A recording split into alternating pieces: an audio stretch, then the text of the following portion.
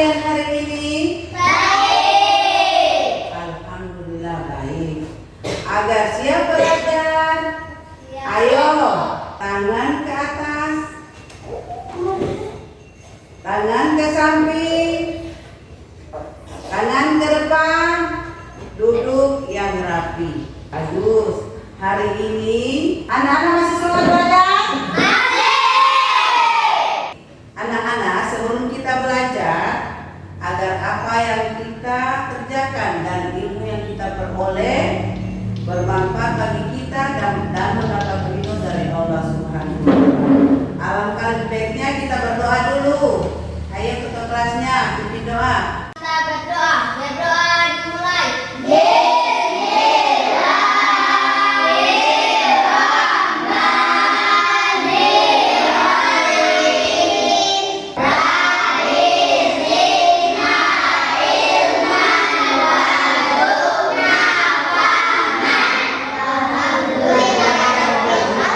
Sekarang ibu akan cek kehadiran. Siapa yang tidak hadir hari ini? Alhamdulillah hadir semua ya. Anak-anak, sebelum ibu akan membahas lebih jauh tentang materi tentang Fathul Makkah, ibu sedikit menjelaskan tentang inti dari Fathul Makkah, yaitu memotivasi kita agar selalu meneladani Rasulullah Sallallahu Alaihi Wasallam. Sebelum kita sama-sama memulai pembelajaran, ibu akan menyampaikan kompetensi dasar dan tujuan pembelajaran. Kompetensi dasar menghargai nilai-nilai perdamaian Islam dari peristiwa Fathul Makkah. Yang kedua, menjalankan sikap santun dalam menjaga perdamaian sebagaimana peristiwa Fathul Makkah. Ketiga, menganalisis sebab-sebab dan peristiwa Fathul Makkah. 4. Menganalisis cara-cara Rasulullah Sallallahu Alaihi Wasallam dalam menjaga perdamaian dengan kaum Quraisy dalam peristiwa Fathul Makkah.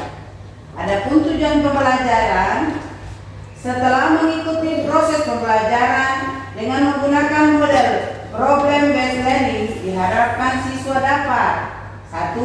Menunjukkan sikap berkomitmen mengamalkan nilai-nilai positif dari sebab-sebab terjadinya Fathul Makkah. 2. Menunjukkan sikap positif dari sebab-sebab terjadinya Fathul Makkah dalam kehidupan sehari-hari.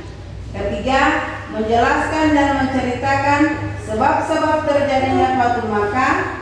4. Menganalisis strategi Rasulullah dalam peristiwa Fathul Makkah. Yang kelima, menceritakan strategi Rasulullah Sallallahu Alaihi Wasallam dalam peristiwa Fathul Makkah.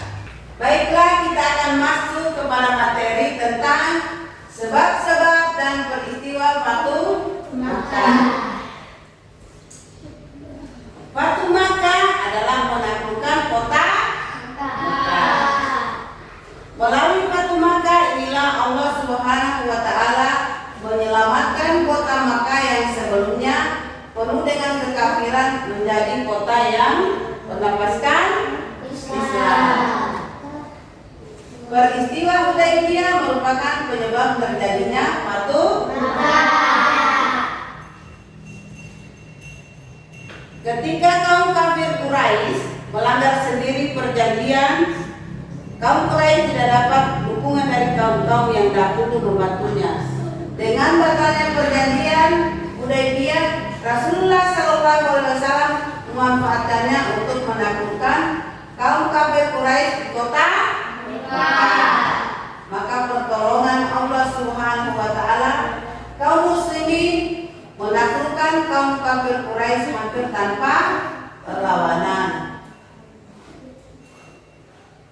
Seluruh penduduk Makkah dikumpulkan di Masjidil Haram. Hari ini setiap penduduk Makkah mengingat apa yang telah dilakukan terhadap Rasulullah Sallallahu Alaihi Wasallam. Jika Rasulullah Sallallahu Alaihi Wasallam menghendaki penduduk Makkah yang dalam keadaan tidak berdaya ketakutan dapat dengan mudah dibinasakan oleh pasukan Islam, tetapi Rasulullah Sallallahu Alaihi Wasallam adalah seorang yang berjiwa besar. manusia yang agung, sabar, dan pemaaf. Beliau memaafkan orang-orang yang dahulu telah menyakiti, menghina, mencaci maki, dan mengusirnya, bahkan merencanakan akan membunuhnya. Sungguh Rasulullah Shallallahu Alaihi Wasallam menunjukkan akhlak yang sangat mulia. Maha besar Allah Subhanahu Wa Taala yang telah mengutus Nabi Muhammad Shallallahu Alaihi Wasallam sebagai rahmat bagi semesta alam. Kejadian di atas membuktikan bahwa Rasulullah Shallallahu Alaihi Wasallam adalah seorang yang suka memaafkan kesalahan orang lain sebesar apapun kesalahannya.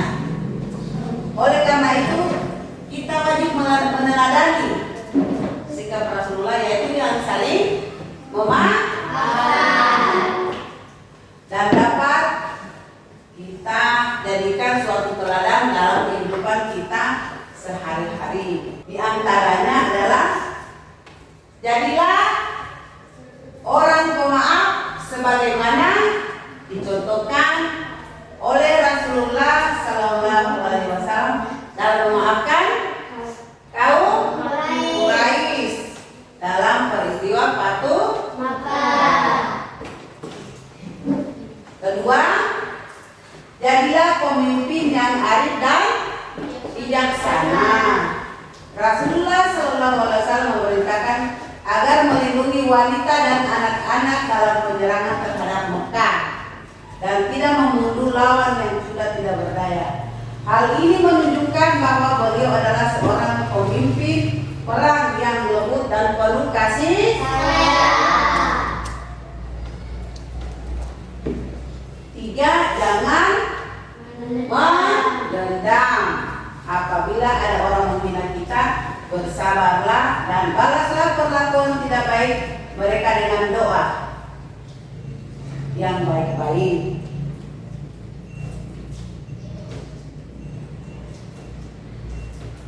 Empat, berani mencegah kemungkaran dan kebatilan, sebagaimana Rasulullah Sallallahu Alaihi Wasallam sangat keras dalam melarang menyembah berhala.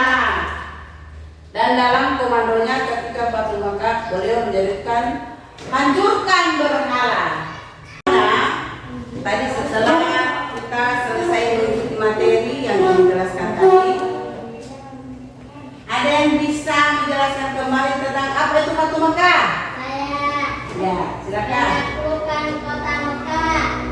Yaitu penaklukan kota Makkah. Nah, berikutnya, apa contoh akhlak Rasulullah yang bisa kita petik dari keteladanannya itu? Siapa yang bisa jawab? Saya. Saling memaafkan, saling menghargai, tidak mendendam. Iya, bagus. Saling memaafkan, saling menghargai dan tidak mendendam.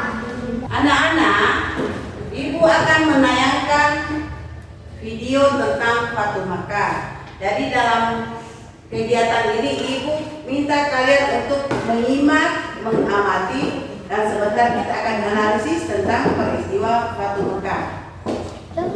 Tak lama setelah menghadapi Perang Mu'tah, kaum muslimin dihadapkan dengan sebuah peristiwa besar yang mempengaruhi perkembangan sejarah Islam hingga saat ini. Dan peristiwa besar itu adalah Fathu Makkah, yaitu peristiwa pembebasan kota Mekah dari genggaman kemusyrikan kaum kafir Quraisy. Terjadinya Fathu Makkah diawali dari pengkhianatan Quraisy bersama dengan sekutunya, yaitu kabilah Bani Bakar yang melanggar perjanjian Hudaibiyah. Perjanjian Hudaibiyah adalah perjanjian yang disepakati oleh kaum muslimin dan Quraisy pada tahun 6 Hijriah. Masih semangat? Wisnu Hamzah Huda.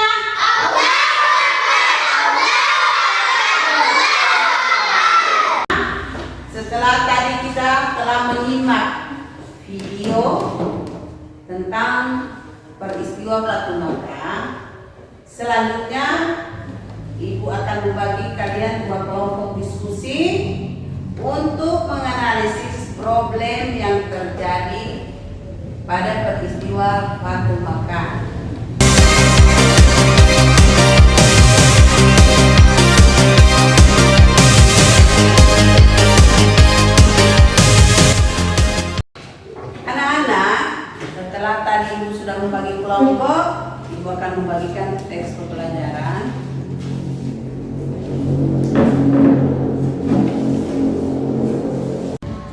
setelah kalian tadi melakukan diskusi, Ibu persilakan untuk mempresentasikan hasil diskusi, baik itu berupa pertanyaan atau sanggahan dari masalah yang kalian peroleh pada saat diskusi.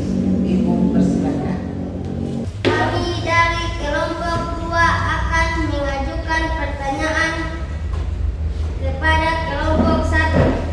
Bagaimana sikap kita saat terjadi peristiwa kemenangan dan kekalahan? Sebagaimana kemenangan dalam Fatu Mekah. Dari pertanyaan tadi, siapa yang bisa menanggapi? Kami akan menanggapi pertanyaan dari kelompok 2. Dari kemenangan kita bisa belajar bahwa semua butuh perjuangan dan usaha sebagaimana yang terjadi di Fatu Mekah. Ya. Selanjutnya, Kami dari kelompok 1 menemukan masalah yang terjadi dalam Fatu Mekah, yaitu sebuah pelanggaran perjanjian atau pengkhianatan terhadap perjanjian. Maka, apa solusi dari masalah tersebut? ya silakan. Siapa yang bisa menanggapi? Kami dari kelompok 2 akan menanggapi masalah yang dipertanyakan kelompok 1, yaitu saat terjadi pelanggaran, Rasulullah mengambil sikap tegas, yaitu dengan mengajak seluruh sahabat untuk menjemput kemenangan. Setelah tadi kita telah mengikuti diskusi, dapat kita pahami bahwa arah diskusi yang telah kita laksanakan tadi yaitu sebuah kemenangan yang akan diperoleh oleh orang-orang yang mau berjuang dengan penuh semangat. Kemudian kita dapat mengambil hikmah bahwa perjanjian yang telah disepakati tidak bisa diingkari atau dilanggar. Ya, kalau kesepakatan sudah disepakati tidak bisa dilanggar. Anak-anak, kesimpulan dari materi tentang peristiwa Fatu Mekah yang telah kita pelajari sama-sama tadi yaitu tentang teladan yang bisa kita ambil dari Rasulullah Sallallahu Alaihi Wasallam. Yang pertama yaitu jadilah orang yang pemaaf. Yang kedua, jadilah seorang pemimpin yang arif dan bijaksana. Yang ketiga, kita tidak boleh saling mendendam. Yang berikutnya, berani mencegah kemungkaran dan kebatilan. Anak-anakku sekalian, setelah kita mengikuti seluruh rangkaian pembelajaran pada hari ini, kita menutup dengan membaca hamdalah.